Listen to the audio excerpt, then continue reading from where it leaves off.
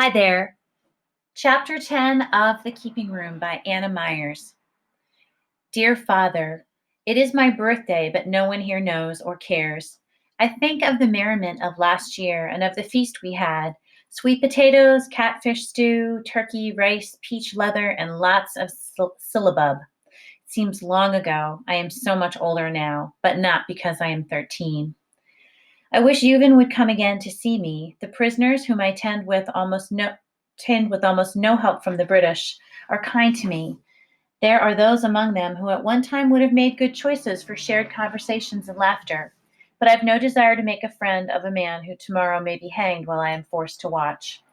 New American prisoners are frequently brought here from nearby battles, and the hangings continue to be held regularly. Captain Harkins, I know, tries somewhat to spare me. The captain is often in his quarters upstairs at such a time, and when possible, he arranges for me to help him copy reports or sweep the floor. Once during such a time, he told me of an injury he suffered when he was in Massachusetts, early on in the war.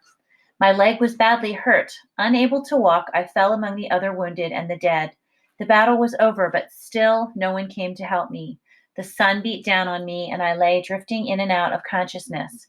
I woke to see a form bending over me and holding out a canteen. He straightened my wounded leg, which twisted when I fell, and he gave me a drink of water. He was an American soldier going about to ease suffering among the British. He did a thing I would never have done, I say, and I begin again to sweep the floor. Captain Harkins is at his desk. For a second, I think he's not heard me, but then he looks up from his papers. By my word, Joseph, I wish you did not hate me so. I swipe at the floor with a mighty energy, an energy born of the hate Captain Harkins would have give me up. I could not, even if I wanted, give up that hate. What then would keep me alive? My thoughts are filled with little else than the gun at the bottom of the keeping room wood box. I will hold that gun, and I will kill a redcoat. Only when I have done so will peace come to me. When I walked this morning to the prison pen, there was a crunchy sound from the heavy frost beneath my feet. A group of birds are black against the bright sky. They seem late in their departure for a warmer climate. I wish the men who huddled in the rude huts before me could go with those birds. Food grows more and more scarce. Our little community could never feed so many. The British still eat well, but the prisoners in their makeshift huts have little more than watery soup. Out at Burndale, it is the same. I imagine little George and Sarah with thin faces. Even small Rebecca, I fear, has lost her baby roundness. I am never allowed to leave the grounds. But Cato is not watched closely. At night, he sometimes hunts by torchlight for wild pigeons in the swamp and carries his bounty to my mother before dawn. He comes back muddy, cold, and exhausted after I have my meager bowl of breakfast porridge. I worry about Cato's health. He no longer wears the bright clothes that were the uniform of the principal house slave. These suits me better, he says, of the rough clothing he now wears. I marvel how I never thought that Cato's uniform made him look like a fancy doll, but I fret because his frame grows thinner and more bent beneath his coarse shirt. I wonder, too, what has become of my waistcoat and linen shirts.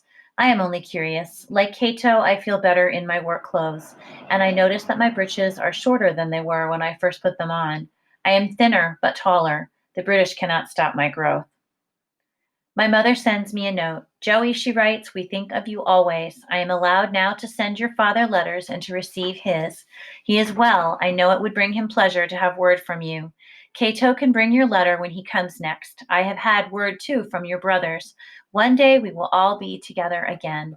My darling son, I pray for your safety and that your eyes are on the inward light. After I've read the note, I sit for a long time beside the keeping room fire. I think of my brothers. They have experienced nothing of this war. How can they ever understand? I go to a shelf where there is paper and pen. If no redcoat calls me to work, I will write a letter to my father, a real letter, one that is posted. I settle at the table and am undisturbed for some time, yet my page remains blank. My eyes go to the woodbox and I put the pen away. Perhaps I will not write to my father until I have made my big strike against the British. Then I will have something to say. Each night, Cato and I place our mats as close as possible to the big hearth. We have but one blanket and share it, both of us glad to also have the heat of another body near. One night before we sleep, I tell him about my father's gun. It is there still, waiting. I sit up so that I can see the box. One day my chance will come, and I will kill a redcoat. At least one of the hated soldiers will die because of me. Cato's response from his mat beside me is a surprise. Don't you do it, Mr. Joey. Don't you go and do no such a thing. I kills me a man, needed killing too. But them eyes, they follows me. They watch me while I lives. But doubtless he was not as evil as these redcoats, I argue. Most of these men, they just soldiers. They got bad jobs, that's all. War be like that, I reckon. Cato closes his eyes. His now familiar snoring tells me any argument I might voice would be wasted. A few days before Christmas, a snow begins to fall, and a wonderful thing happens. Yuvin is allowed to come for a visit. He has with him a small basket of tea cakes. Hannah made them for me, and I want to share them with thee. He places the basket on the keeping room table. You should keep them for yourself, I say, but my eyes do not leave the cakes. Cato has showed me how to make a kind of tea from the dried leaves of blackberry vine. He keeps a tin of the leaves in the small box where we have our few personal things. First, I wrap two of the cakes in a cloth and put them away for Cato. Then I make cups of tea for Human and me. It's a celebration. I am smiling, and the expression feels strange upon my face. If only I could have lessons again, I say. He laughs. So thee misses geometry. Just history and literature. I let Mary take my books. She wants so to learn. What pleasure it would give me to have Mary for a pupil. He turns his head westward, and with the broad-brimmed hat in his hand, he makes a sweeping wave in that direction. When I am out there, I will endeavor to gather all manner of young ones to me, boys, girls, the Negro children, and the young ones we call Indian, to whom this land truly belongs. I shake my head. You have strange ideas, Euban Wiley. Even for a Quaker, you have daft ideas. He slaps at me with his hat. For a time we scuffle playfully as if there is no war. Then I hear an officer call out, Order arms! A group of soldiers is standing inspection before the big keeping room doors, and I hope the drill will last long enough for Euban and me to have our tea in peace. I want to hear about Hannah and about the special pine chest Euban is carving for her as a Christmas gift. We have each eaten one cake when our merrymaking is interrupted. What are you doing there, Quaker man? I looked up to see Watkins, the man who slapped me on the porch, and I know the good time is over. My finger tightens around my cup.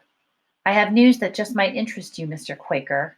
Watkins is smiling, but there is an evil look in his eyes. The air is thick with trouble. My heart beats fast, but Euban's face shows no disturbance. I long to see him rise up. If only Watkins did not have the musket in his hand, Euban could beat him easily. Watkins is nothing but blubber. How good it would be to see Euban take him on. Watkins comes toward the table. I just got word that me and two others will be moving into the Goodnight house. You're acquainted with the folks there, ain't you, Mr. Quaker fellow? The British soldiers are being billeted in homes of people all over town, who, like us, have no choice but to take them in. A frown begins up about Euban's lips, but it never quite forms. Thee will find Mistress Goodnight to be a fine cook, he says. Watkins laughs, and I'll wager I find the young Miss Goodnight real warm on a cold evening. Suddenly Euban is up. The table shakes as he pushes away, but his voice is calm. I must ask thee not to speak Miss Goodnight's name so. Watkins laughs. Keep your breath to your porridge. He turns to walk away. Wait. Euban's face is red now. Watkins is near the stairs. Euban takes a step to follow. Suddenly, Watkins whirls and the butt of a musket strikes Euban's face. There is a cry of pain. He reels, his arms flailing the air. I did not wait to see him fall. I am up, but I do not rush to my injured friend. In 1 second, I am on my knees beside the woodbox and have emptied it.